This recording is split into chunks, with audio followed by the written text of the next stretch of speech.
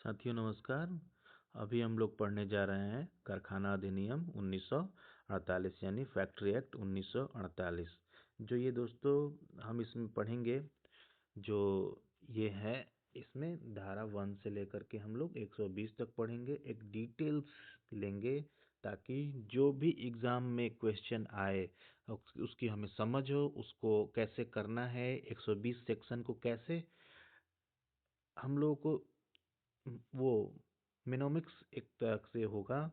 उसमें हम लोग उसके 11 चैप्टर से जोड़ करके देखेंगे हर चीज़, जो मैन्युफैक्चरिंग प्रोसेस है, वर्किंग आवर्स है, जो एम्प्लॉयमेंट की जो कंडीशंस है, उसके जो कर्मचारी श्रमिकों की स्वास्थ्य, उनकी सेफ्टी, वेलफेयर, और उसके लिए जो भी कानून है उसको देखेंगे दोस्तों।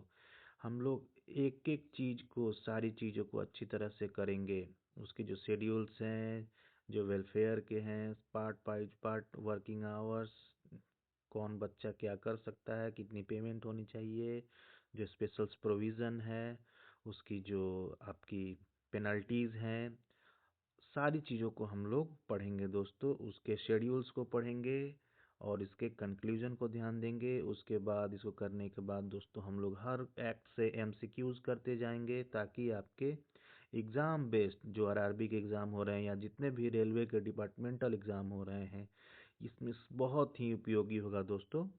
तो बिना किसी देर के चलते हैं हम लोग वीडियोस। तो चलते हैं दोस्तों पहले नियम की तरफ। पहला नियम हमारा ये कहता है दोस्तों कि जो भी परिभाषाएं हैं, धारा 1 और 2 की परिभाषाओं के, यानी फैक्ट्रीज, फैक्ट्रीज होता क्या है, या जहां 10 श्रमिक बिजली के साथ काम करेंगे तो भी फैक्ट्री माना जाएगा 12 महीने के लिए, और जहां 20 श्रमिक बिजली के बिना भी काम कर रहे हैं तो वो उसको भी फैक्ट्री माना जाएगा। ऐसा नहीं है कि दो आदमी काम कर रहे हैं और मैन्युफैक्चरिंग प्रोसेस वहाँ चल रहा है तो उसको फैक्ट्री मान लिया जाएगा, ऐसा नहीं है।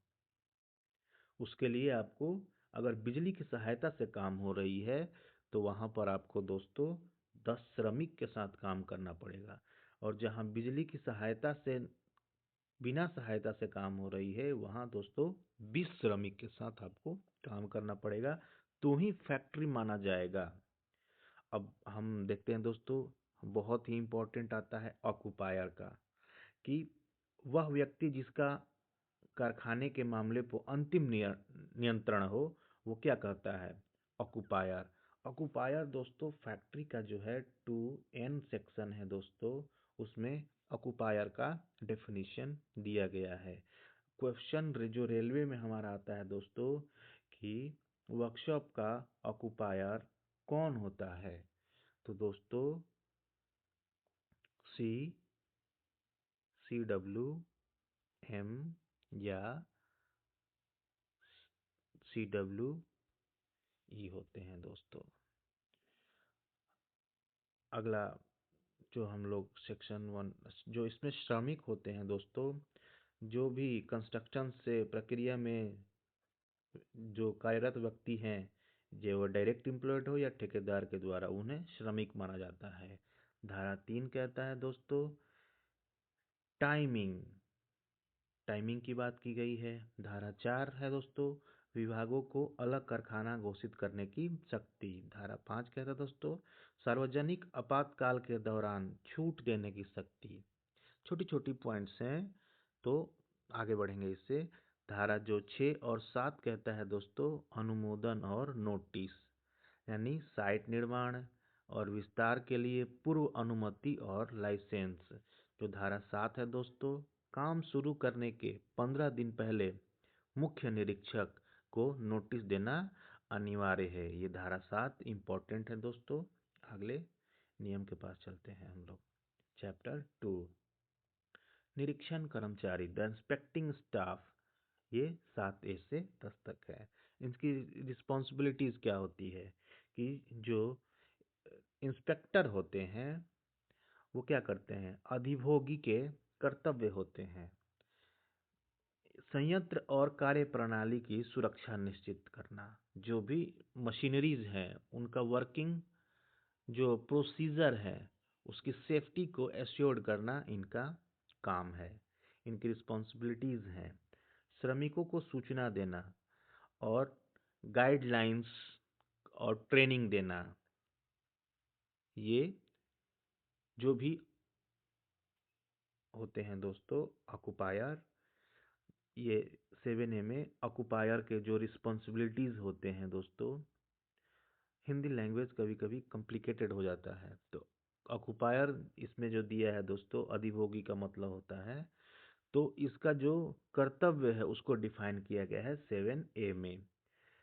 आरआरबी मिनिस्ट्रियल में ये दोस्तों, ये 2019 में ये प्रश्न आया था। दो धारा 7B निर्माता के कर्तव्य यानी कारखाने के लिए डिजाइन की गई वस्तुओं की सुरक्षा निश्चित करना, यानी जो जो भी उनके ड्यूटीज हैं, कारखाने के लिए डिजाइन की गई वस्तुओं को सुरक्षा निश्चित करना।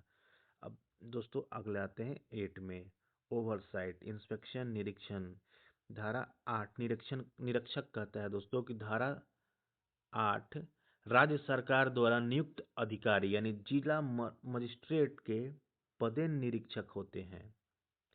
ओके, नियम 9 कहता है दोस्तों निरीक्षकों की शक्तियां, यानी अब जो इंस्पेक्टर होगा उसकी क्या क्या पावर दी गई है। तो कारखाना में एंट्री और इंस्पेक्शन कर सकता है, वहाँ के रजिस्टर और जो भी डॉक्यूमेंट्स हैं उनको मांग सकता है, जो भी वहाँ दुर्घटनाएं एक्सीडेंट्स हुई हैं उनकी पूछताछ और उनके सैंपल को वो कलेक्ट कर सकता है।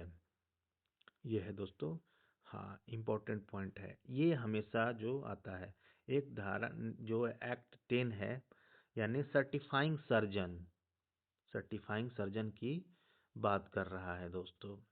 सर्टिफाइंग सर्जन यानी युवाओं को खतरनाक कार्यों में लगे लोगों को फिटनेस जांच के लिए नियुक्त चिकित्सक। ये धारा 10 कह रहा है सर्टिफाइंग सर्जन के बारे में। ओके, आगे बढ़ते हैं दोस्तों। चैप्टर 3 हेल्थ एंड हेल्थ से जुड़ी बातें, जो धारा 11 से 20 तक हम लोग पढ़ेंगे। यानी जो हमारा सेक्शन 11 क्या कहता है, सफाई से रिलेटेड बातें करता है कि क्या होने चाहिए। ऐसा नहीं कि काम चल रहा है धूल गंदगी पड़ी हुई है, ऐसा नहीं, उसकी एक लिमिटेशन है कितनी साफ कितनी चीजें होनी चाहिए। तो जो वहाँ की जो दीवालों की पेंटिंग होगी वो 5 साल में होगी, और जो वाइट वॉशिंग होती वो होगी 14 महीने में, और जो भी वहाँ की फर्श होगी वो डेली बेस पर सफाई होगी। कोई धूल कोई गंदगी कोई पानी ऐसा नहीं होना चाहिए। ऐसा नहीं है कि अगर कोई फैक्ट्री में काम कर रहा है वहाँ ऑयल गिरा हुआ है, उसकी सफाई होनी चाहिए। ये धारा जो भी रूल 11 इसको मैंडेट करता है। एक्ट 12 देखेंगे, जो भी वेस्ट एंड इफ्लुएंट्स का जो डिस्पोजल होगा वो अच्छी तरीके से होगा, ताकि उसका इम्पैक्ट जो आसपास के जो ग्रामीण इलाके हैं जहाँ फैक्ट्री का इस्टेब्लिशमेंट हुआ है उसको इम्पैक्ट ना करे, उसके हेल्थ को नुकसान ना पहुंचावे। ये 12 में बताया गया है दोस्तों।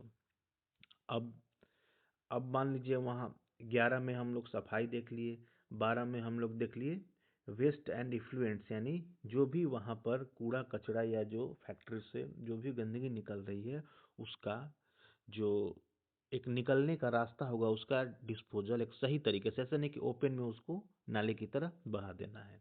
फिर 13 पर चलते हैं दोस्तों, वेंटिलेशन और तापमान।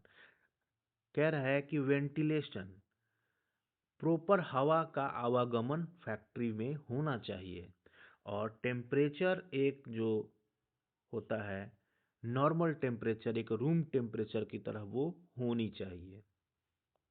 धारा 13 कहता है।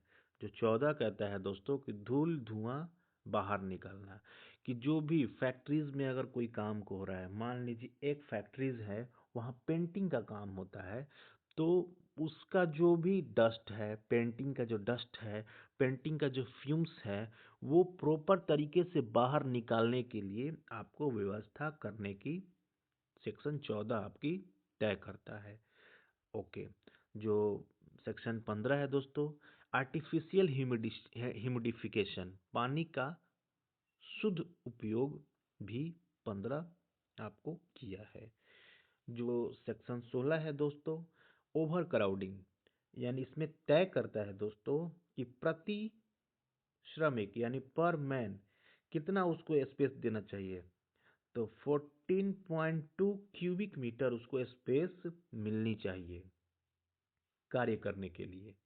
जो सेक्शन 17 है दोस्तों, प्रॉपर लाइटनिंग, यानी पर्याप्त प्रकृति या आर्टिफिशियल रोशनी से बचाव, और उसको एग्जैक्ट उतनी ही रोशनी चाहिए जितना कि वो उसको एक एक चीज़ें उसको काम करने में देखे होंगे कि अगर फैक्ट्रियों में अगर रात में काम होता है तो प्रॉपर लाइटनिंग की व्यवस्था की जाती है। ऐसी कोई भी ऐसी लाइटनिंग का प्रयोग नहीं किया जाता है जिससे वो उसकी आंखें चकाचौंध हो जाए, ग्लेयर से बचाव का, इसमें सेक्शन 17 में किया गया है।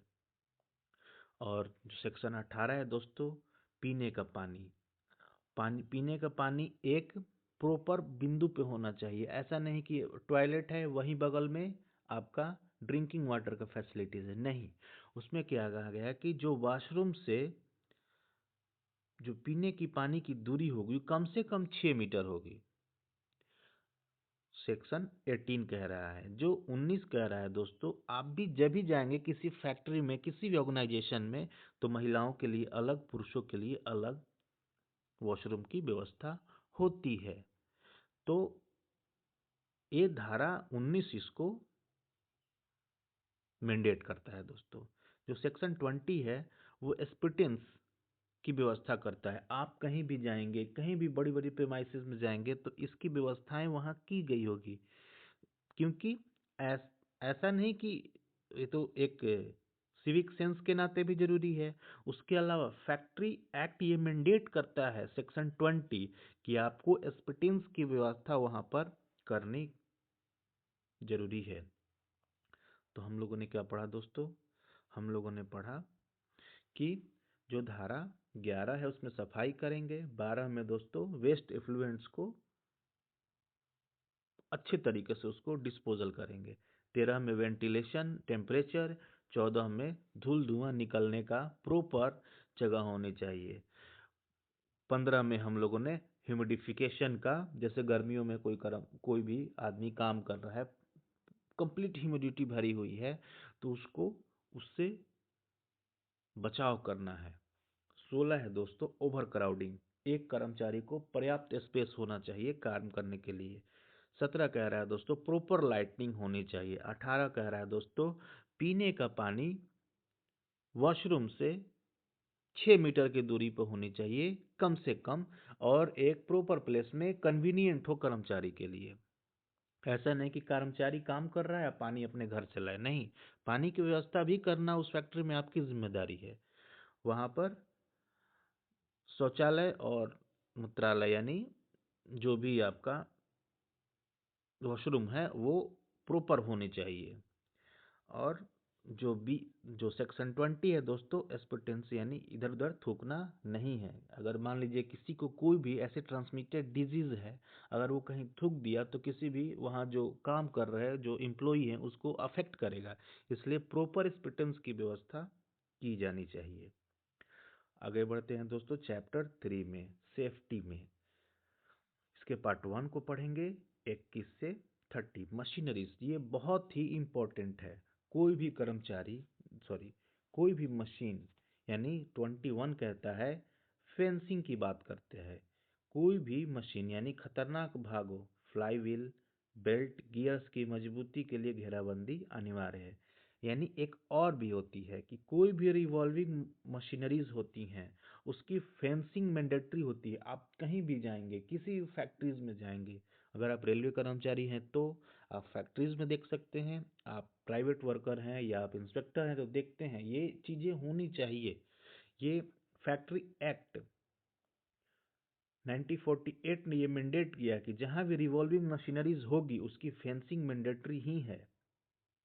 उसके बाद सेक्शन 22 कहती है कि चलती मशीन पर केवल प्रशिक्षित पुरुष काम करेंगे, फिट कपड़ों में, लूज कपड़ों में नहीं। फिट मतलब यहाँ तंग लिख दिया है, तो फिट कपड़ों में वो ट्रेंड पर्सन ही वहां पर काम करेंगे। ऐसा नहीं कि कोई अप्रेंटिस ज्वाइन किया है और उसको आप मशीन पर लगा दिए, ऐसा नहीं। वो बिल्कुल वेल ट्रेंड होना चाहिए, सर्टिफाइड ट्रेनर होना चाहिए, तो ही उस पर वो काम कर सकता है दोस्तों।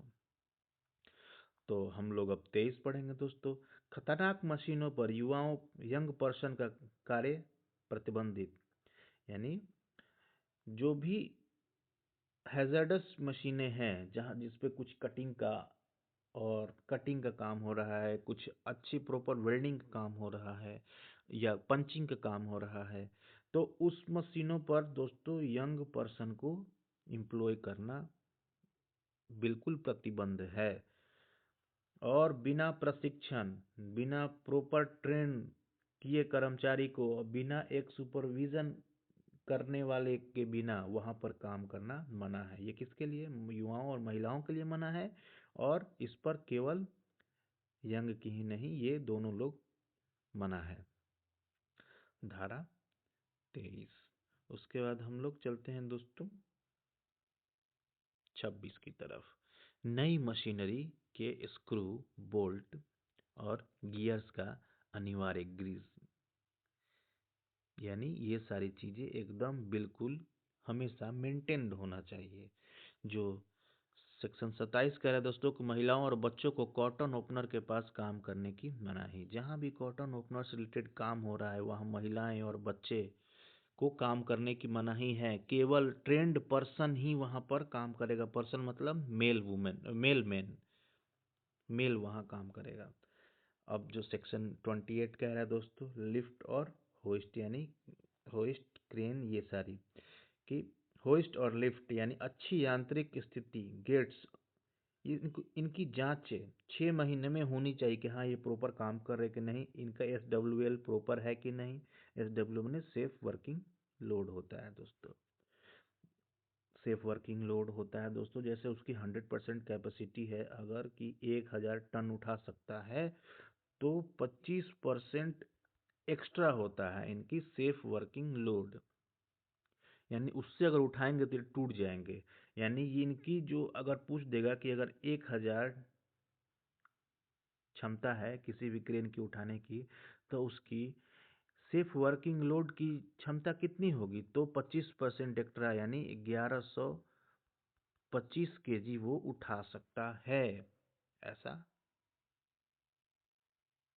सेफ वर्किंग लोड वो तय करता है, यानी 25% एक्स्ट्रा उठाने की क्षमता है, लेकिन कहेगा कि ये 1 टन का है। आगे बढ़ते हैं दोस्तों 29 के पास, लिफ्टिंग मशीन चेन, यही अगर सेफ वर्किंग लोड आ गया। सुरक्षित कार्य भार, सेफ वर्किंग लोड का प्रदर्शन और जांच वार्षिक अनिवार्य है। ऐसा नहीं कि एक बार कर दिए और उसको हम लोग ऐसे ही छोड़ दिए, नहीं, हर साल उसको करना है। और लिफ्ट में और चेन में दोस्तों, क्रेन वाली में 6 महीने में इसकी जांच सर्टिफाइड करना है कि हाँ प्रॉपर वर्क काम कर रहा है कि नहीं। जो धारा 30 है दोस्तों, रोटेशनरी मशीन यानी घूमने वाली मशीनों की अधिकतम सीमा क्या होगी ये भी तय की गई है। ऐसा नहीं है कि आप फुल स्पीड में काम कराने लेकर दनादन दनादन काम करा रहे हैं, ऐसा नहीं होता है दोस्तों। उसके लिए एकदम फास्ट स्पीड नहीं होनी चाहिए, उसके लिए प्रॉपर स्पीड होनी चाहिए। ऐसा नहीं कि मशीन आउट ऑफ कंट्रोल हो जाए, वहाँ के जो आसपास के वर्किंग कर्मचारी हैं या तो उसको इंजर्ड कर दे या वो बिल्कुल अनियंत्रित हो जाए। उसके लिए लिमिट की गई है कि हाँ इस रोटेशनरी मशीन की लिमिट इतनी ही होगी, वो इतना ज़्यादा स्पीड नहीं काम करेगी। हम लोगों ने भाग 1 को पढ़ा दोस्तों, अध्याय 4 का। आगे बढ़ते हैं दोस्तों भाग 2 अध्याय 4 का। पर्यावरण भवन 31 से 41 तक हमेशा आता है कि प्रीमाइसिस एंड प्लांट, यानी जो कह रहा है 31, प्रेशर प्लांट सुरक्षित दबाव सीमा। इसमें होता है दोस्तों कि एक लिमिट, एक सीमा तय की गई है कि हाँ इससे ज़्यादा वो नहीं होगी, ये प्रेशर प्लांट की। तो ये कौन इसको इसके बारे में करता है 31। 32 क्या आता है दोस्तों? फर्श, सीढ़ियाँ और रास्ते बाधा मुक्त और सुरक्षित निर्माण होंगे। ऐसा नहीं बिल्कुल एकदम चौड़ी अच्छी, और नहीं तो कोई फिसल के गिर गया तो जो उसके कारण हुआ, तो 32 में उसकी कंपनसेशन फैक्ट्री के ऑक्युपायर को, एम्प्लॉयर को ये सारी चीज़ें करना पड़ेगा। जो कह रहा है दोस्तों 33, गड्ढों और जो भी सम्प्स होते हैं उनको सुरक्षित रूप से ढकना। ऐसा नहीं है कि गड्ढा है उसको खुला छोड़ दिया, कोई कर्मचारी गया और गिर गया, ऐसा नहीं होना चाहिए। अगर ऐसा हुआ तो उसकी भरपाई करने की जिम्मेदारी एम्प्लॉयर और ऑक्युपायर की होगी। तो दोस्तों ये गड्ढों को बिल्कुल तरह से ढकना है जालीदार तरीके से, ताकि कोई उस पर चढ़े भी तो वो धंसे नहीं, गिरे नहीं। हाँ। 34, अत्यधिक वजन उठाने पर रोक। कर्म एक लिमिट होती है, मैक्सिमम कर्मचारी अपने वेट के अकॉर्डिंग ही उठा सकता है। तो जो एक्सेस वेट है उसको उठाने पर रोक की गई है। ऐसा नहीं है कि आप कहें कि अकेले 40 किलो का वजन उठा लो, नहीं। उसके लिए गाइडलाइंस है कि हाँ एक आदमी इतना ही उठा सकता है। तो 35 पढ़े जैसे सेफ स्पेशल हैजर्ड्स, यानी आंखों की सुरक्षा, गॉगल्स, कणों और तेज रोशनी से बचाव। जैसे कोई वेल्डिंग मशीन पर काम कर रहा है, तेज रोशनी चल रही है, तो ऑपरेटर्स को बिल्कुल सेफ्टी गॉगल्स को यूज करना चाहिए। जैसे वेल्डर्स हैं, वेल्डिंग कर रहे हैं, वेल्डिंग मशीन के अलावा वेल्डर्स हैं, वेल्डिंग कर रहे हैं, या जो ग्राइंडर हैं ग्राइंडिंग कर रहे हैं, तो उनको उस वक्त उनकी सेफ्टी होनी अनिवार्य है। ऐसा उल्लंघन करने पर वेलफेयर इंस्पेक्टर इनको पनिश कर सकता है, और ये बहुत ही सीवियर मतलब लूप फॉल्स होगी। तो इसलिए दोस्तों 35 में गॉगल्स की चर्चा की गई है। 36 और 37, खतरनाक गैस और कन्फाइंड स्पेसेज में प्रवेश और विस्फोटक खतरों से बचाव। जहाँ भी आप देखेंगे ना दोस्तों फैक्ट्री होगा जहाँ काम हो रहा होगा, तो प्रॉपर एक मशीन होगी जो वहाँ की, जहाँ काम हो रहा है, जहाँ वेल्डिंग हो रहा है, जहाँ डस्ट हो रहा है, तो वहाँ की धूल को प्रॉपर वो बाहर निकालने की एक मशीनें होती है। वो ऐसे विस्फोट ऐसे से बचाव करता है। तो 38 कहता है दोस्तों कि आग से सुरक्षा, फायर सेफ्टी सेफ्टी इक्विपमेंट्स और एग्जिट डोर ये बिल्कुल बड़े बड़े होने चाहिए, ताकि अगर मास केस में अगर ये कभी फायर इंसिडेंट होता है तो वहाँ पर, और वेल ट्रेंड वो ये जो हमारा अग्निशामक है उसको चलाने वाले, पूरी पानी की व्यवस्था होनी चाहिए ताकि आग बुझाया जा सके, और बड़े बड़े दरवाजे, ताकि ऐसी कभी घटनाएं हो तो कर्मचारी वहां से गेट से निकल सके। आगे बढ़ते हैं दोस्तों सेक्शन 40 की तरफ, कि संरचनात्मक यानी सुरक्षा यानी स्ट्रक्चरल सेफ्टी। यानी कह रहा है 40 और 40 ये कह रहा है कि असुरक्षित भवनों और मशीनों की मरम्मत या उपयोग पर रोक। हाँ, उसकी एक टाइमलाइन होती है कि हाँ ये 10 साल की इसकी कोडल लाइफ है, 10 साल की कोडल लाइफ है, 5 साल की कोडल लाइफ है, तो उसके बाद वो मशीनें हार्मफुल हो जाएंगी, उसको आपको यूज करने पर रोक लगा देना चाहिए। बिल्डिंग का एक कोडल लाइफ होता है कि हाँ 25 साल बाद, 30 साल बाद, 20 साल बाद आप उस बिल्डिंग का यूज नहीं करेंगे। 40B कह रहा है दोस्तों सेफ्टी ऑफिसर। हाँ, ये एक स्पेशल टर्म्स है, ये बहुत ही इंपॉर्टेंट पॉइंट है, ये हमेशा एग्जाम में आते रहता है कि सेफ्टी ऑफिसर यानी 1000 प्लस श्रमिकों वाले कारखाने में अनिवार्य है। तो 1000 प्लस मतलब कि 1000 5000 कर्मचारी है, तो वहाँ ऐसा नहीं कि एक ही होगा, 1000 पर एक सेफ्टी ऑफिसर की अपॉइंटमेंट होती है। तो 5000 होगा दोस्तों, तो वहाँ पर 5 सेफ्टी ऑफिसर होना चाहिए। आगे बढ़ते हैं दोस्तों, खतरनाक प्रक्रियाओं के लिए प्रावधान, हैजार्डस प्रोसेस। इसमें कह रहा है दोस्तों कि approval and information, health monitoring और वर्कर्स राइट क्या क्या होगी।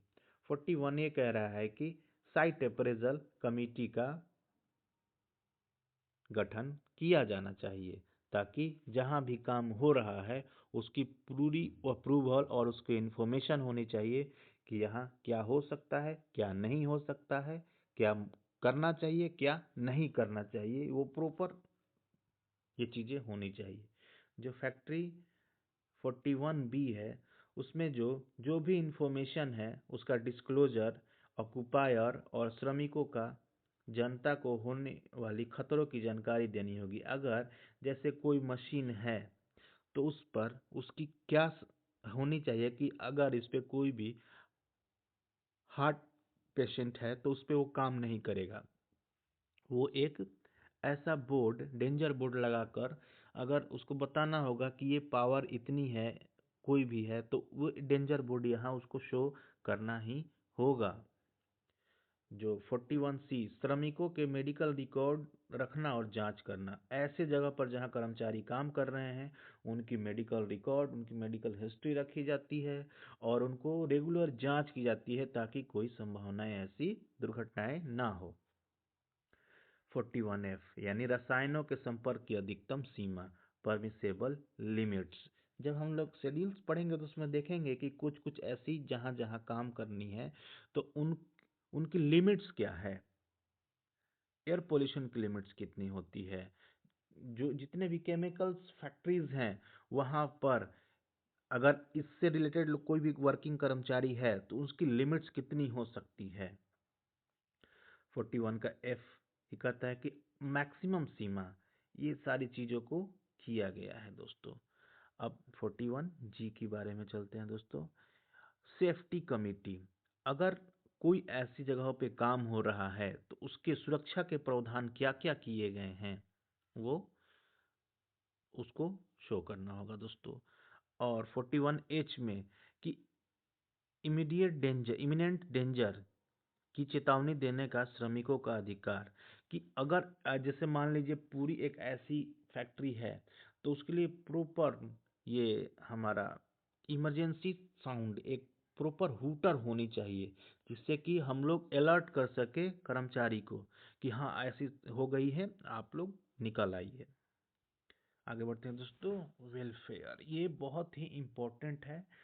वेलफेयर इंस्पेक्टर के एग्जाम में हमेशा इससे प्रश्न पूछे जाते हैं दोस्तों।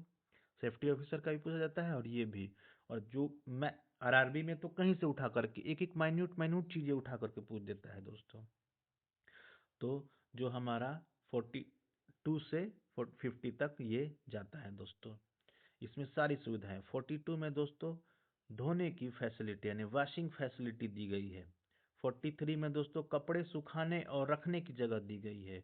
44 में दोस्तों काम के दौरान बैठने की सुविधा दी गई है। ऐसा नहीं कि लगातार काम कर रहा है आदमी थकेगा नहीं, 5 घंटे बाद उसको 30 मिनट्स की रेस्ट देना अनिवार्य है और अनिवार्य के दौरान वो आराम से प्रॉपर बैठेगा, अपनी थकान को कम करेगा, पानी पिएगा, धोएगा और उसके बाद वो फिर से काम पर आएगा। जो 45 है दोस्तों फर्स्ट एड बॉक्स, यानी हर 150 कर्मचारी पर एक फर्स्ट एड बॉक्स की सुविधा होगी और फर्स्ट एड बॉक्स का जो देखभाल करेगा दोस्तों वो बिल्कुल वेल ट्रेंड होना चाहिए फर्स्ट एड बॉक्स में, या वहाँ पर, या वो जो भी वहाँ के इंचार्ज होंगे उनकी देख रेख में ये रखा जाएगा दोस्तों। और कह रहा है कि 500 प्लस श्रमिकों पर जहां भी 100 प्लस काम कर रहे हैं वहां पर एक एम्बुलेंस की व्यवस्था होगी, ऐसी इमरजेंसी केसेस में उससे बेहतर उपचार के लिए आगे भेजा जा सके। जो 46 है और 47 दोस्तों कि आराम और विश्राम, यानी जहां 250 से अधिक कर्मचारी हैं वहां एक कैंटीन की व्यवस्था करनी होगी। ये बहुत ही, ये सारे इंपॉर्टेंट क्वेश्चन हैं दोस्तों, ये हमेशा एग्जाम में पूछे जाते हैं। फर्स्ट एड बॉक्स, एम्बुलेंस यानी और कैंटीन। आगे पढ़ेंगे हम दोस्तों कि रेस्ट रूम और लंच रूम की व्यवस्था, यानी 47 कहता है दोस्तों कि जहां 150 प्लस वर्कर हैं तो वहाँ पर एक लंच रूम की व्यवस्था और रेस्ट रूम की व्यवस्था होनी ही चाहिए। और ये आता है दोस्तों शिशु देखभाल क्रिचेज के बारे में, कि जहाँ 30+ महिलाएं काम कर रही है वहाँ एक शिशु गृह होना चाहिए।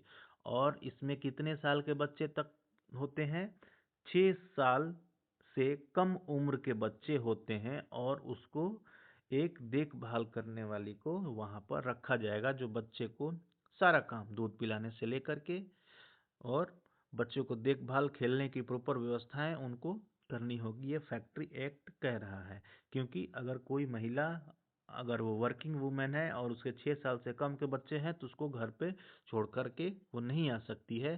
तो उसके लिए फैक्ट्री में एक स्पेशल प्रोविज़न किया गया है। और दोस्तों हमारा जो 49 है सेक्शन, वो कह रहा है, ये हमेशा बहुत इंपॉर्टेंट है, वेलफेयर ऑफिसर या वेलफेयर इंस्पेक्टर, जहां पर 500+ कर्मचारी होंगे उस पर एक, ये फैक्ट्री एक्ट करता है। अभी रेलवे में कुछ नियम चेंज किए गए हैं दोस्तों, कि जहां पर जैसे प्रोडक्शन यूनिट और हेडक्वार्टर और प्रोडक्शन यूनिट जहां होंगे वहां 200 कर्मचारियों पर एक होंगे। और जहां डिवीजन या वर्कशॉप होगा, ये रेलवे की बात कर रहे हैं, तो उसमें 1000 पर एक होंगे। लेकिन अगर क्वेश्चन पूछेगा फैक्ट्री एक्ट में, तो फैक्ट्री एक्ट में दोस्तों 500 पर एक वेलफेयर ऑफिसर होगा। आगे बढ़ते हैं दोस्तों। इनके जो चैप्टर 6 है, इनके काम के घंटे, धारा सेक्शन 51 से 66 तक। हाँ, फैक्ट्री एक्ट में दोस्तों इनकी जो मैक्सिमम वीक की वर्किंग आवर होगी वो 48 आवर्स होगी। और ये कहता है कि एक दिन में मैक्सिमम लंच इंक्लूडेड होगा, 9 आवर्स की ड्यूटी हो सकती है। इनको साप्ताहिक छुट्टी देना अनिवार्य है, यानी 7 दिन का वीक होता है, तो 6 दिन काम करेंगे, एक दिन आप किसी भी दिन को रेस्ट मान सकते हैं, यानी फर्स्ट डे या संडे आप मान सकते हैं।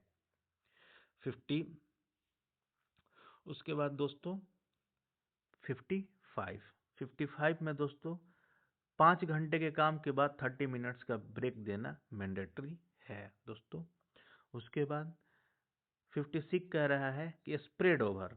हाँ, जैसे मान लीजिए कि स्प्रेड ओवर होता है कि किसी इमरजेंसी या काम के दौरान अगर कुछ जरूरत की कामें आ गई, तो वो 10.5 घंटे से अधिक नहीं हो सकती। ऐसा नहीं कि 12 घंटा 14 घंटे काम करे, ऐसा नहीं होता है। उससे जो वर्क की जो क्वालिटी और एम्प्लॉय के हेल्थ पर इम्पैक्ट पड़ता है, इसलिए स्प्रेड ओवर 1.5 घंटे से ज़्यादा नहीं होगी। ये लिमिट है। अगर इससे ऊपर अगर काम कर रहा है तो उसको दोगुना आपको ओवर टाइम देना पड़ेगा।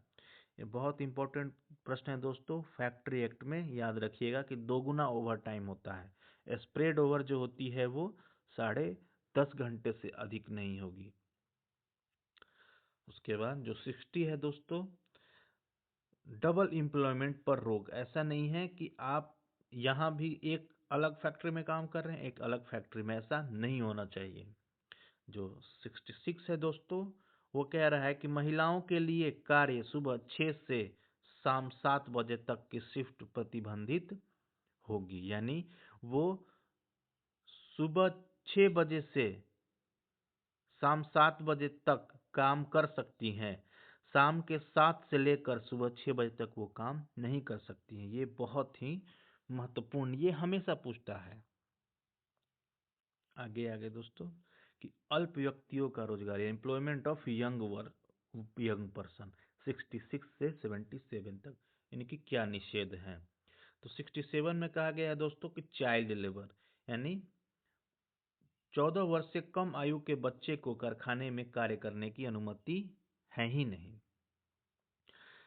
अगर एडोलेसेंट को काम कराया जाता है तो उसके लिए क्या होना चाहिए। 68 और 69 कह रहा है कि 15 से 18 वर्ष जो एडोलेसेंट होती हैं, 3 आता है दोस्तों टर्म, कि चाइल्ड कौन है? तो जो 14 वर्ष से कम है।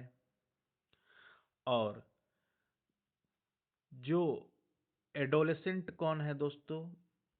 एडोलेसेंट कौन है यानी तो वो दोस्तों होता है 15 से 18 वर्ष के बीच में। लेकिन एडल्ट कौन होगा दोस्तों? वयस्क, जो 18 वर्ष से बड़ा होगा। तो ये हमेशा डिफिनेशन पूछा जाता है, तो ध्यान रखिएगा कि जो किशोर 15 से 18 वर्ष की फिटनेस प्रमाण पत्र के साथ काम कर सकते हैं, जो 71 है दोस्तों कि हाँ, इनकी जो एडोलेसेंट होंगे, जो उनकी काम करने की, तो एक दिन में वो दोस्तों 4.5 घंटे से अधिक काम नहीं करेंगे और इनके लिए रात में प्रतिबंध है। और 73 कह रहा है कि बाल श्रमिकों का रजिस्टर्ड रखना अनिवार्य है। और धारा 75 कहता है कि बिना सर्टिफिकेट वाले प्रमाण पत्र वाले व्यक्ति की मेडिकल जांच की सकती यानी जांच किया जा सकता है। आगे बढ़ते हैं दोस्तों 78 से 84। एलिजिबिलिटी क्या होगी उनकी लीव की? पिछले कैलेंडर वर्ष में 240 दिन या उससे अधिक काम किया है तो उनको 20 दिन की छुट्टी दी जाएगी। हाँ, ये आ गया दोस्तों कैलकुलेशन। स्टेप 2 है कि वयस्क हर 20 दिन पर एक दिन की छुट्टी दी जाएगी। यानी 20 दिन पर एक दिन या 240 पर कितना दिन हो जाएगा दोस्तों? तो हो जाएगा ये 20 दिन। ये किसके होते हैं? उनके लिए होते हैं जो बड़े होते हैं। जो एडोलेसेंट होते हैं, बच्चे होते हैं, यानी 15 से 18 वर्ष के बीच के हैं, उनको हर 15 दिन पर एक दिन की छुट्टी दी जाएगी। और मैक्सिमम छुट्टी कितना होता है? 30 डेज एडल्ट के लिए और 40 डेज बच्चे के लिए हो सकती है। पेमेंट का क्या होगा दोस्तों? सेक्शन 80 कह रहा है। इसे 79 में दोस्तों उनकी लीव से संबंधित जानकारी, उनकी एलिजिबिलिटी कैलकुलेशन दिया गया है। Annual wage with leave with wages यानी एनुअल लीव की चर्चा 79 में की गई है। और जो स्टेप है पेमेंट का, तो 80 कहता है दोस्तों डेली एवरेज पेमेंट, वेतन के यानी डेली दैनिक औसत कमाई के बराबर वेतन मिलना चाहिए। यानी 4 दिन से अधिक छुट्टी लेने पर एडवांस पेमेंट दे होगा, ये कह रहे हैं। ये पूरे मंथ की बात होती है। चैप्टर 9 स्पेशल प्रोविजन 85 से 91 तक। यानी 85 कह रहा है कि छोटे परिसरों यानी 10 से 20 श्रमिक पर भी यह अधिनियम लागू कर सकती है। अच्छा, ये कह रहा है कि 10 से 20 पर भी यह अधिनियम लागू हो सकता है। जो 87 है दोस्तों कि डेंजरस कार्य और हैजार्डस एंड रिपोर्टिंग यानी खतरनाक संचालन में महिलाओं बच्चों के रोजगार पर रोक 87 लगाता है। 88 और 88 कहता है दोस्तों दुर्घटनाओं और खतरनाक घटनाओं की सूचना निरीक्षक को, इंस्पेक्टर को देना होगा, एम्प्लॉयर की जिम्मेदारी है। 89 में है दोस्तों अधिसूचित नोटिफाइबल डिजीज की रिपोर्टिंग आपको देनी होगी दोस्तों। उसके बाद सर्वे पावर यानी 91 है पदार्थों के नमूने सैंपल्स की लेने की शक्ति। 91 कहता है सुरक्षा स्वास्थ्य सर्वेक्षण कराने का अधिकार इस एक्ट में किया गया है। ऐसा नहीं कि किसी चीज से किसी को हानि हो रहा है, वो कंप्लेन कर रहा है तो उसका सैंपल लेने को आप रोक देंगे, ऐसा नहीं। ये एक्ट में डिफाइन किया गया, आपको देना अनिवार्य है। अगर कोई सुरक्षा और स्वास्थ्य सर्वेक्षण करना चाहता है कि ये कर्मचारी यहाँ काम कर रहे हैं तो उनको कराने का अधिकार है। यह फैक्ट्री एक्ट 1948 सुनिश्चित करती है, उसका सेक्शन 91A करता है। जो भी उस काम से अगर कोई केमिकल से अगर क्या डिजीज हो सकती है तो उनको आपको नोटिफाई करना अनिवार्य है। उसके लिए जो प्रिवेंशन की जो भी इक्विपमेंट्स होंगी उनको आपको सेफ्टी गार्ड्स उनको देना पड़ेगा। और दुर्घटनाओं और खतरनाक घटनाओं की सूचना निरीक्षक को देनी होगी। और इसमें महिलाओं और बच्चे को रोक होगा रोजगार पर। आगे बढ़ते हैं दोस्तों 10 पेनाल्टीज ऑन प्रोसीजर्स 92 से 106 तक। Penalties and procedure challan form ये, यानी मेन पेनाल्टीज क्या होगी। 92 में कह रहा है कि 2 साल तक कैद और 1 लाख रुपए तक जुर्माना। 94 कह रहा है अगर आप एक बार गलती कर लिए तो नॉर्मल कंडीशन में ये होगा, अगर आप इन में से किसी भी चीज़ों का आप वायलेट करते हैं, किसी भी नियम का, तो ये आप पर फर्स्ट टाइम ये पेनल्टी। लेकिन 94 कहता है कि जब आप सेकेंड टाइम ये दोबारा गलती करेंगे तो 3 साल तक की कैद और 10,000 से 2 लाख तक पेनल्टीज की जाएगी। और 96 ए कहता है कि सीरियस आप वायलेशन करते हैं, खतरनाक प्रक्रियाओं के नियमों के उल्लंघन पर 7 साल तक की कैद होती है। प्रोसीजरल डिटेल्स, श्रमिकों के द्वारा अपराध होगा तो 500 रुपये तक जुर्माना। वास्तविक अपराधी एक्चुअल ऑफेंडर को पेश करने पर छूट। जो ये 104 कह रहा है उम्र को साबित करने का भार आरोपी पर रहेगा। अगर कोई फ्रॉड कर रहा है, कह रहा है कि नहीं वो एज है 13 साल का, वो कह रहा है मैं 15 साल का, तो इस तरह के मामलों में अपराध का संज्ञान 3 महीने के भीतर, यानी कोई भी अपराध हुआ है तो उसकी एक्नॉलेजमेंट 3 महीने के भीतर होना चाहिए। 107 पढ़ते हैं दोस्तों, 107 से 120 तक, यानी निरीक्षक के आदेशों के खिलाफ 30 दिनों में अपील एम्प्लॉयर कर सकता है। अधिनियम का सारांश और अधिकारियों का नाम नोटिस बोर्ड पर ये होना चाहिए। श्रमिकों को सुरक्षा दायित्व, यानी सुरक्षा उपकरणों का दुरुपयोग न करना, ये सेक्शन 111 यानी 111 में किया गया। 111 के ए में श्रमिकों का अधिकार है कि स्वास्थ्य सुरक्षा जानकारी और प्रशिक्षण पाना। ऐसा नहीं कि आप किसी भी हैजार्डस प्रोसेस में या किसी भी रिवॉल्यूशनरी मशीन पर या रिवॉल्विंग मशीन पर आप ड्यूटी लगा दिए, कहेंगे हम ट्रेनिंग नहीं देंगे। उसको एग्जैक्ट ट्रेनिंग पाना कैसे काम करता है उसको अनिवार्य है, ये धारा सेक्शन 111 में बताया गया है। जो 119 है दोस्तों, यह ओवरराइडिंग इफेक्ट होगा। और 120 में रिपील एंड सेविंग का अथॉरिटी। शेड्यूल्स इंपॉर्टेंट है दोस्तों, ये हमेशा एग्जाम में आता है कि फर्स्ट शेड्यूल्स में क्या है कि हैजार्डस प्रोसेस यानी खतरनाक प्रक्रिया वाले उद्योगों की सूची, list of industries of hazards process. Second में क्या है दोस्तों कि मैंने कहा था कि रसायनों के संपर्क की अनुमेय सीमा, परमिसिबल लेवल। जब हम लोग पढ़ रहे थे दोस्तों रसायन वाले, जो ये वाले दोस्तों, तो ये शेड्यूल 2 में इसको बताया गया है कि किसकी सीमा कितनी होनी चाहिए। आगे बढ़ते हैं दोस्तों। शेड्यूल 2 3 शेड्यूल है दोस्तों। लिस्ट ऑफ डिजीज, यानी किस केमिकल से आने से कौन सा आपका डिजीज हो सकता है। कंक्लूजन क्या है दोस्तों, कारखाना अधिनियम 1948 केवल नियमों का संग्रह नहीं है, यह उत्पादकता और मानव सुरक्षा के बीच का संतुलन है। धारा 101 से 120 तक का अनुपालन केवल कानूनी आवश्यकता नहीं बल्कि एक सुरक्षित और नैतिक औद्योगिक वातावरण का आधार है। अब इसका एमसीक्यूज करते हैं दोस्तों हम लोग। एमसीक्यूज ये है दोस्तों, health, safety, working hours, conditions और डेफिनेशंस। हम लोग आते हैं दोस्तों फैक्ट्रीज एक्ट की परिभाषा के अनुसार बिजली की सहायता से काम करने पर कम से कम कितने श्रमिक का होना अनिवार्य है। बिजली की सहायता से करेंगे तो 10 होना चाहिए मिनिमम, और बिना बिजली की सहायता से 20 होना चाहिए। किस एक्ट में? 2M में डिफाइन किया गया है।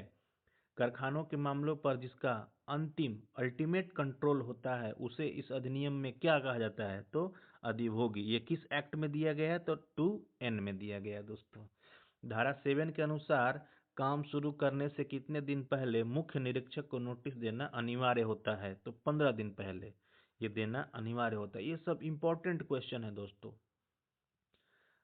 चैप्टर 2 से हम लोग युवाओं को खतरनाक कार्यों में लगे फिटनेस जांच के लिए सर्टिफाइंग सर्जन की नियुक्ति किस धारा के तहत होती है, तो ये दोस्तों सेक्शन 10 में होती है।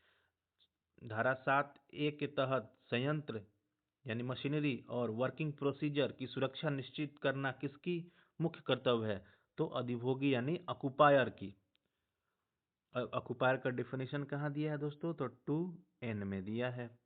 निरीक्षक यानी इंस्पेक्टर के पास सेक्शन 9 के तहत इनमें से कौन सी शक्ति है, यानी कारखाना में प्रवेश कर सकता है, जांच कर सकता है, रजिस्टर मांग सकता है, सैंपल वो कलेक्ट कर सकता है, ये सारी चीजें हैं दोस्तों।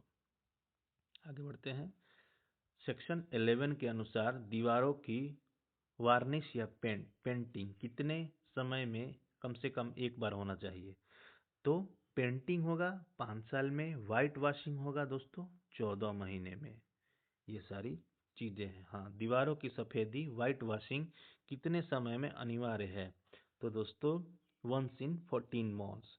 15 कहता है दोस्तों सेक्शन की ह्यूमिडिटी के अनुसार हवा में नमी बढ़ाने के लिए किस प्रकार के पानी का उपयोग होना चाहिए, तो प्यूरिफाइड वाटर का होना चाहिए। आगे बढ़ते हैं दोस्तों। स्वास्थ्य, भीड़ और सुविधाएं, ओवर क्राउडिंग रोकने के लिए प्रति श्रमिक न्यूनतम कितना स्थान अनिवार्य होना चाहिए, तो सेक्शन 16 कहता है दोस्तों कि 14.2 क्यूबिक मीटर एक कर्मचारी को वर्किंग स्पेस होना चाहिए। सेक्शन 18 के अनुसार पीने का वॉशरूम मूत्रालय से कम कितनी दूर होना चाहिए, तो 6 मीटर होना चाहिए दोस्तों। एस्पिटेंस की व्यवस्था और साफ सफाई किस धारा के अंतर्गत की जाती है, तो सेक्शन 20 के अंतर्गत की जाती है दोस्तों। आगे बढ़ते हैं। Chapter 4 safety and machineries, section 21 के अनुसार मशीन के खतरनाक भागों जैसे फ्लाई व्हील बेल्ट के लिए क्या अनिवार्य है, तो सिक्योर फेंसिंग होना अनिवार्य है। चलती मशीन पर काम करने की अनुमति केवल किसे जाती है, तो केवल ट्रेंड एडल्ट मैन। ये सेक्शन 22 इसको मैंडेट करता है। सेक्शन 27 के तहत किस मशीन के पास महिलाओं और बच्चों को काम करना पूर्ण प्रतिबंध है, तो कॉटन ओपनर। आगे बढ़ते हैं दोस्तों। लिफ्ट और मशीनरीज यानी लिफ्ट और होइस्ट, यानी होइस्ट और लिफ्ट की यांत्रिक जांच कितने समय में होनी चाहिए, तो दोस्तों ये 6 महीने में होनी चाहिए। सेक्शन 28 कहता है लिफ्टिंग मशीन और चेन के लिए क्या प्रदर्शित करना अनिवार्य है, तो सेफ लोड वर्किंग लोड। ये 29 कहता है और सेफ वर्किंग लोड कितना अधिक होना है दोस्तों, ये 25% एक्स्ट्रा होनी चाहिए। यानी 1 टन का है तो 1.25 टन उसकी सेफ वर्किंग लोड होगी। प्रेशर प्लांट के लिए संचालन में सबसे महत्वपूर्ण सुरक्षा मानक क्या है, तो सेफ वर्किंग प्रेशर। ये 31 में इसको मैंडेट किया गया है। चैप्टर 4 में चलते हैं दोस्तों। स्ट्रक्चरल और इंस्पेक्शन अथॉरिटी और ऑक्युपायर। सेक्शन 40B के अनुसार कितने श्रमिकों की संख्या होने पर सेफ्टी ऑफिसर की नियुक्ति होगी, तो ये दोस्तों 1000 या अधिक श्रमिक होने पर आपका सेफ्टी ऑफिसर की सुरक्षा नियुक्ति होती है। कणों और तेज रोशनी से बचाव के लिए आंखों की सुरक्षा किस धारा में अनिवार्य है, तो 35 में दोस्तों ये अनिवार्य है। 35 में अनिवार्य है दोस्तों ये 35 में। असुरक्षित भवनों मशीनों के उपयोग पर रोक लगाने की शक्ति किस धारा में है, तो 40 में कोडल लाइफ के अकॉर्डिंग। आगे बढ़ते हैं दोस्तों। चौथा जो हैजार्डस प्रोसेस होते हैं उसके बारे में, कि खतरनाक प्रक्रियाएं जहां भी होती हैं दोस्तों वो किस प्रकार, यानी खतरनाक प्रक्रियाओं के लिए साइट मूल्यांकन समिति साइट अप्रेजल कमेटी का गठन किस सेक्शन के तहत किया जाता है, तो सेक्शन 41 का ए में। सेक्शन 41 के बी के अनुसार अधिभोगी के लिए खतरों की जानकारी डिस्क्लोजर किसी देनी होगी? तो श्रमिकों और आम जनता को, यानी public and worker and public को देनी होगी। सुरक्षा में प्रबंधन में श्रमिकों की भागीदारी, सेफ्टी कमेटी का अधिकार किस धारा में सुरक्षित है? तो 41 का जी में श्रमिकों की सेफ्टी का अधिकार 41 का जी में है। दोस्तों आगे बढ़ते हैं वेलफेयर वाले में। इससे बहुत ही पीछे वाले से भी और इससे भी बहुत ही प्रश्न आते हैं। फर्स्ट एड बॉक्स, यानी सेक्शन 45 के अनुसार कितने श्रमिकों पर कम से कम एक फर्स्ट एड बॉक्स होनी चाहिए? दोस्तों तो एक सेफ फर्स्ट एड बॉक्स हर 150 कर्मचारी पर ये होना ही चाहिए। दोस्तों अगला है दोस्तों, अगला हम पढ़ेंगे कि कैंटीन की सुविधाओं कितने श्रमिकों के होने पर अनिवार्य होती है? तो 46 कहता है दोस्तों कि 250 से अधिक जहां वर्कर होंगे वहां पर एक कैंटीन होना मैंडेटरी है। कह रहा है कि शिशुगृह कृषि की सुविधा अनिवार्य कब होती है? 30 से अधिक महिला श्रमिक होने पर एक पालना गृह या शिशु गृह का होना अनिवार्य है। सेक्शन 48 मैंडेट करता है। दोस्तों आगे बढ़ते हैं। 500 से अधिक श्रमिक होने पर किस अधिकारी की नियुक्ति होना अनिवार्य है? तो सेक्शन 49 के अनुसार एक वेलफेयर इंस्पेक्टर या ऑफिसर होना अनिवार्य है। लेकिन ये अभी रेलवे में एक हाल ही में गाइडलाइंस आया था दोस्तों कि इसको प्रोडक्शन यूनिट या हेड क्वार्टर में 200 कर्मचारियों पर एक वेलफेयर इंस्पेक्टर होगा और फैक्ट्री में कितना होता है दोस्तों? 500 पर एक। लेकिन ये कह रहा है कि हेड क्वार्टर में 100 पर एक और हेड क्वार्टर या प्रोडक्शन यूनिट लेकिन 1000 पर एक कर दिया। कहाँ दोस्तों? डिवीजन या वर्कशॉप में। तो ये करंट वाली चीजें याद रखना है, एग्जाम में आ सकती है। आगे बढ़ रहे हैं दोस्तों वर्किंग आवर्स के बारे में, जो चैप्टर 6 में है। एक वयस्क श्रमिक के लिए अधिकतम वीकली आवर्स कितनी होती है? तो 48। ये सेक्शन 51 में डिफाइन किया गया है। 55 के अनुसार कितने घंटे काम करने के बाद 30 मिनट का रेस्ट इंटरवल मिलना चाहिए? तो वो 5 घंटा है। दोस्तों 49 के तहत ओवर टाइम का सामान्य दर कितना होना चाहिए? तो 2 गुना होना चाहिए। और एक होता है कि एक दिन में कितना ड्यूटी करेगा? तो 9 घंटा। वीक में 48 आवर्स। और मैक्सिमम स्प्रेड आवर कितना हो सकता है? तो 10.5 आवर्स।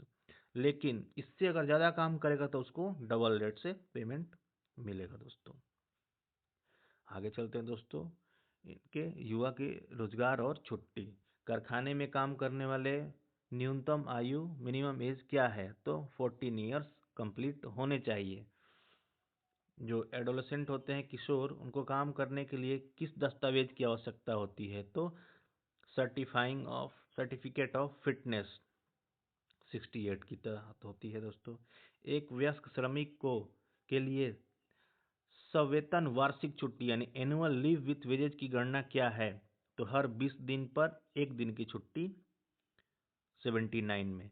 और बच्चों के लिए दोस्तों 40 दिन, यानी इनके लिए 20 दिन होती है और बच्चों के लिए 15 दिन पर एक दिन। मैक्सिमम जो होता है दोस्तों, ये लोग महीने में 30 दिन ले सकते हैं और बच्चे 40 दिन ले सकते हैं। आगे बढ़ते हैं दोस्तों 89 के तहत लिस्ट यानी नोटिफाइबल डिजीज यानी अधिसूचित बीमारियों की रिपोर्ट किसे करनी होती है? तो मुख्य निरीक्षक और पीसीए को। 92 कह रहा है दोस्तों नॉर्मल पेनल्टी यानी के तहत अधिकतम कितनी सजा का प्रावधान है? तो 2 साल तक कैद या 1 लाख रुपए की जुर्माना। 97 के तहत श्रमिकों पर भी जुर्माना लग सकता है। हाँ, अगर सेफ्टी इक्विपमेंट्स को छेड़छाड़ करते हैं तो उनको 500 रुपीज़ तक का जुर्माना है। Chapter 11 and schedules. 107 के तहत निरीक्षक को लिखित आदेश के खिलाफ कितने दिनों में अपील की जा सकती है? तो 30 डेज के खिलाफ। खतरनाक प्रक्रियाओं वाले उद्योगों की सूची रसायन जैसे सीमेंटों की अनुसूची, सीमेंट किस अनुसूची में दिया गया? तो फर्स्ट में, यानी हैजार्डस प्रोसेस फर्स्ट शेड्यूल। और जो परमिसेबल लेवल होता है केमिकल्स की, वो सेकंड में है। और लिस्ट ऑफ डिजीज दोस्तों थर्ड शेड्यूल्स में है। अब आते हैं इंपॉर्टेंट रिवीजन। डिफिनीशन विथ और विदाउट पावर। तो with power 10, without power 20। First aid box 150 कर्मचारी पर होगा। कैंटीन 250 पर होगा। वेलफेयर इंस्पेक्टर फैक्ट्री में 500 पर होगा। सेफ्टी ऑफिसर 1000 पर होगा। साप्ताहिक अवकाश वर्किंग आवर्स 48 होगा। धन्यवाद दोस्तों। कोई भी कमियां रह गई हो तो आप बताएं, सलाह दें।